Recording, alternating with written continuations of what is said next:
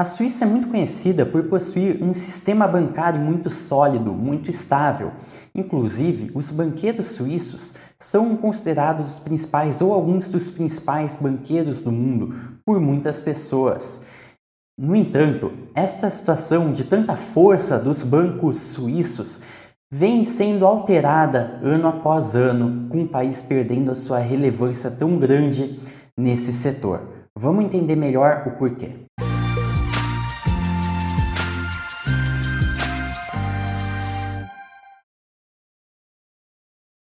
Oi, tudo bem? Se você é novo por aqui, eu sou Gabriel Conversani, assessor de investimentos credenciado pela Ancord e eu tenho especialização em investimentos Anlima. A Suíça, ela ainda mantém um posto muito importante no sistema bancário internacional. Ainda é um dos países que tem a maior quantidade de recursos sob sua gestão.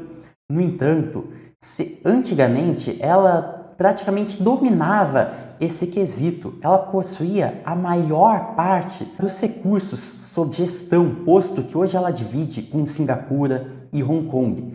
Esta nova situação, ela foi originada por diferentes pontos, diferentes ações.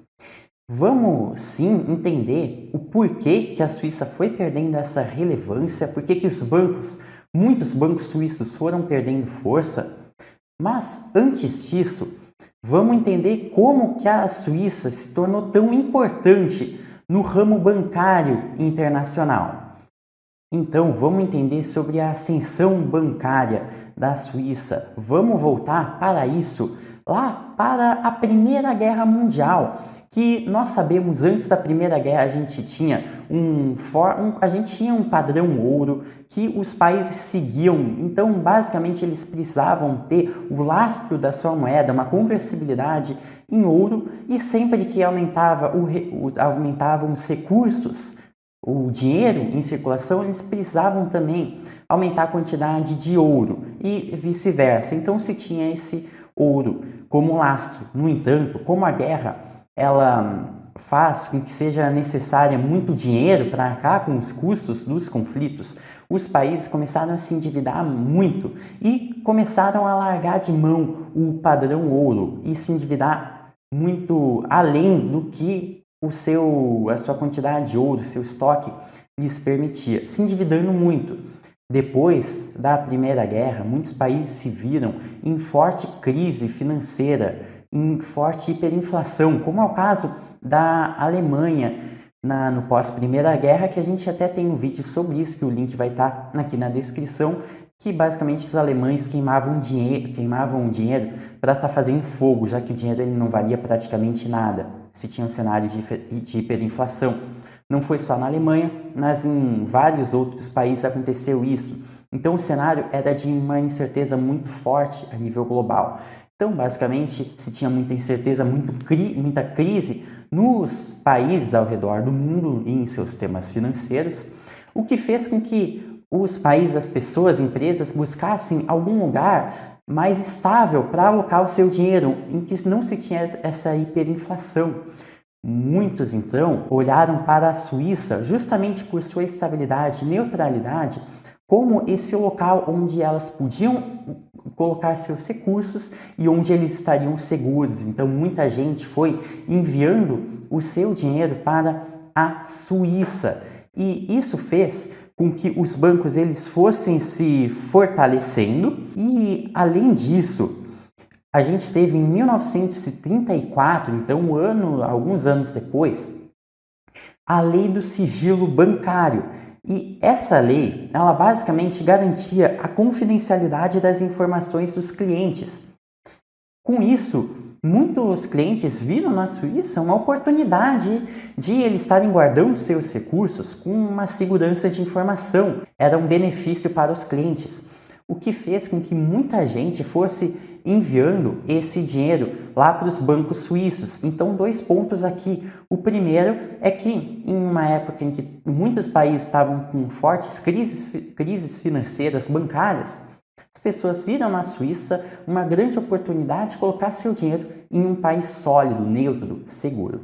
E outro ponto foi essa lei da confidencialidade que fez com que as pessoas elas sentissem uma segurança da informação para irem colocando o seu dinheiro nos bancos suíços. Então, esses dois pontos trouxeram recursos lá para a Suíça. Com isso, a Suíça ela se tornou líder na gestão de fortunas do mundo. Basicamente, ela possuía 25% do patrimônio internacional sob sua gestão. Justamente porque ela possuía essas enormes vantagens competitivas e recebia grande parte dos recursos financeiros de pessoas que buscavam essas seguranças. E por muitos anos, muitas décadas, a Suíça foi se mantendo como uma forte liderança no que diz respeito a sistemas bancários, financeiros, gestão de patrimônios. Banqueiros suíços foram ficando cada vez mais conhecidos justamente pela segurança que passavam aos seus clientes.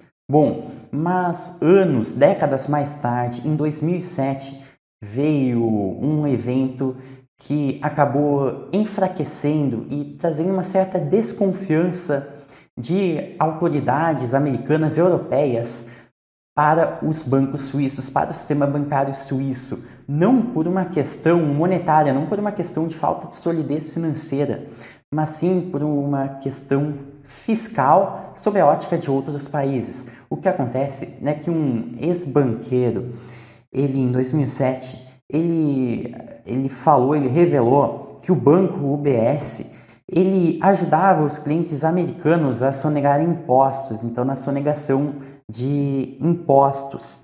Inclusive, cerca de 20 bilhões de dólares acabaram sendo sonegados, então deixaram de ir para o governo americano. Com isso, a Suíça ela foi muito pressionada pelos Estados Unidos e posteriormente pela União Europeia a acabar com seu sigilo bancário. E lá em 2012, então 5 anos mais tarde, veio a Lei FATCA, que basicamente tornava obrigatório que os bancos suíços divulgassem informações dos seus clientes americanos e posteriormente os bancos suíços, até para evitar esse problema com outros países, outras autoridades, os bancos também começaram a divulgar informações não só de clientes americanos, como também de outros bancos.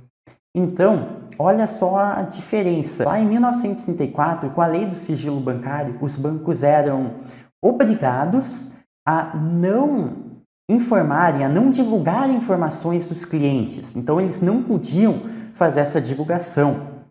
Hoje, eles não só eram obrigados a divulgar informações de clientes americanos, como eles também, para não se envolverem em problemas, eles iam lá e divulgavam informações além das suas obrigações. Então foi uma baita diferença. Toda essa vantagem competitiva que era advinda da confidencialidade, da lei do sigilo bancário, ela acabou basicamente. Isso abriu margem para que outros países que também possuíam tributos bem baixos, o que também era uma vantagem competitiva da Suíça, então fez com que outros países conseguissem competir cada vez mais com a Suíça. É o caso de Hong Kong e Singapura, que com a Suíça perdendo essa vantagem competitiva do sigilo bancário e Hong Kong e Singapura também sendo paraísos fiscais, eles foram subindo cada vez mais nessa hierarquia no que diz respeito a sistemas bancários, a gestão de patrimônio. Então, esses países eles estão mais ou menos no mesmo nível da Suíça na gestão de fortunas. Então, a Suíça perdeu um posto que estava durante décadas consigo, justamente por conta dessa perda da enorme vantagem competitiva que ela possuía. Outro ponto que é muito importante que a gente se atente é a questão da taxa de juros negativa.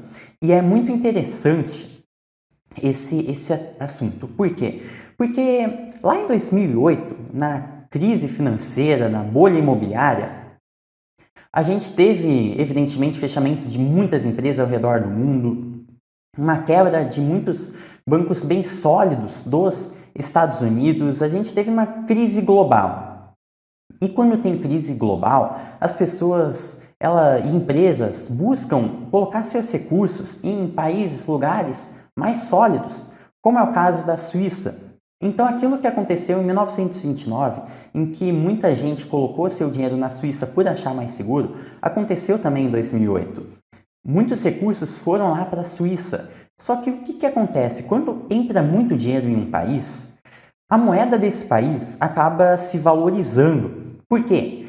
Porque, basicamente, quando você manda dinheiro para um país, você tem que fazer o câmbio. Então, você acaba trocando a sua moeda pela moeda do país em questão, reduzindo, enxugando a oferta monetária daquele país, então diminuindo a quantidade de francos suíços, no caso, em circulação. E como você vende a sua moeda, você acaba aumentando a sua oferta em circulação, fazendo com que a moeda do país, no caso franco suíço, se valorize bastante. Então o franco suíço ele se valorizou muito.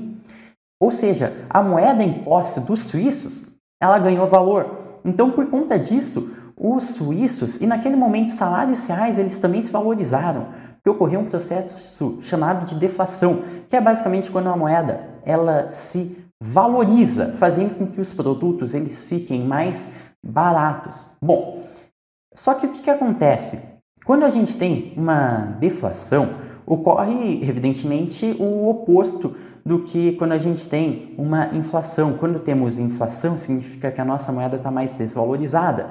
Então, se a moeda está mais desvalorizada, a nossa riqueza ela reduz perante as outras moedas, a gente consegue comprar menos coisas lá de fora, a gente exporta menos e a gente importa menos. Mas quem é que se dá bem? São os exportadores. Por quê? Porque como a nossa moeda está mais desvalorizada, significa que dólar, euro estão mais valorizados. E quando eles vendem para fora, recebem nessas outras moedas, então ganham mais dinheiro. Então as exportações são incentivadas. A tendência é produzir mais para exportar posteriormente e a indústria nacional acaba sendo incentivada. Quando tem deflação, é o contrário. A moeda está mais valorizada, fazendo com que produtos lá de fora acabem ficando mais baratos. E, na ótica do estrangeiro, produtos internos acabam ficando, produtos do país em questão, então, acabam ficando mais caros. Então, exportações, elas são inibidas e importações são bastante incentivadas. O que, no curto prazo, tende a desacelerar a indústria interna e também ao consumo interno e a estimular o consumo externo. Como isso reduz o produto interno do país, o governo ele não fica muito satisfeito com essa situação. Então, justamente para mudar isso e para incentivar a indústria interna, o governo ele tentou inverter essa situação. O governo ele tentou fazer com que as pessoas então elas deixassem de poupar dinheiro, deixassem de comprar lá de fora para começar a investir mais na indústria interna, para conseguir reduzir mais essa valorização tão forte do dinheiro, para tentar fazer com que o crédito bancário ele circulasse mais, os bancos conseguissem está emprestando mais, concedendo mais empréstimos, até porque para os bancos não seria tão vantajoso estar deixando o dinheiro parado, já que a taxa de juros ela estava negativa. Ou seja, para você guardar o seu dinheiro você tinha que pagar. É isso mesmo, é bem estranho pensar assim. Quando você deixa dinheiro na poupança, por exemplo, você recebe bem pouquinho? Recebe, mas você está recebendo alguma coisinha. No caso de juros negativos, você coloca o seu dinheiro, é como se você recebesse alguma coisa negativa, ou seja, você acaba tendo que pagar. Então, você e os bancos também tinham que pagar para o governo para estar deixando seu dinheiro lá parado. A solução era ir emprestando dinheiro. No entanto, como a taxa de juros em si ela era muito baixa, os bancos não conseguiam emprestar uma taxa tão grande e não podiam deixar o seu dinheiro parado. Isso reduziu bastante a rentabilidade dos bancos, que tiveram então suas receitas reduzidas, e isso também não foi muito bom para os bancos. Então, esses dois pontos, a gente teve essa quebra do sigilo bancário, a gente teve essa quebra da lei da confidencialidade, o que afastava os clientes e os fazia colocar dinheiro em outros países, como Singapura e Hong Kong, e a gente também teve essa busca pela redução da deflação através de um juros negativo, o que trazia uma piora na rentabilidade dos bancos e isso não fez bem para os bancos. Claro, a gente ainda tem fortíssimos bancos suíços, como o UBS e também o Credit Suisse, além de outros bancos. No entanto, os bancos menores, que não tinham a mesma projeção e a mesma força para ir expandindo seus negócios, os bancos menores domésticos, muitos acabaram quebrando. Tanto que de 2010 para cá, a gente teve uma drástica redução da quantidade de bancos privados da Suíça. A gente tinha 163 e em um pouco mais de uma década a gente viu esse número se reduzindo para 100. Então uma boa redução, uma redução de mais de 50%. Então a gente viu esse cenário ocorrendo. Claro, mais uma vez, os grandes bancos muitos continuam crescendo, até se aproveitando do mercado asiático, que em crescimento eles conseguem gerir cada vez mais recursos do continente asiático. Mas em compensação, outros bancos menores acabaram sofrendo muito. Bom, a gente poderia ainda falar sobre muito mais coisas relacionadas à Suíça e ao seu sistema bancário, mas justamente para não ficar muito longo o vídeo, a gente vai ficar mais por aqui, a gente vai encerrar aqui. Mais uma vez, repito que o link lá sobre a hiperinflação alemã vai estar aqui na descrição. E se você quiser aprender mais sobre finanças, sobre economia, se você quiser até começar do zero ou saber coisas mais avançadas sobre bolsa de valores também, sobre alguns produtos como fundos imobiliários, eu vou deixar aqui o link do nosso site que vai ter algumas disponibilidades de curso para que você aprenda cada vez mais sobre esses assuntos que são muito importantes para a sua vida. Se gostou do vídeo, dá um like aqui e se inscreve no canal para receber notificações de novos vídeos. Em caso de dúvidas, pode só comentar no vídeo. Eu vejo vocês nos próximos vídeos.